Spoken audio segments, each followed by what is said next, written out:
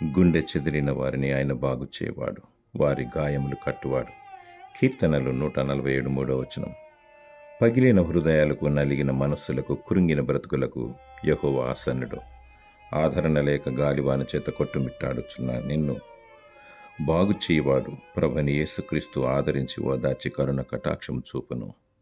ఆయన పొందిన దెబ్బల చేత స్వస్థత, ఆయన రక్తము ద్వారా విమోచన. మనుషుల ద్వారా నీకు ఆయాసము, మానసిక వ్యధ కలుగుతుంది. సాతాను నిన్ను కృంగజేయువాడు. దేవుని వైపుకు మరలుము.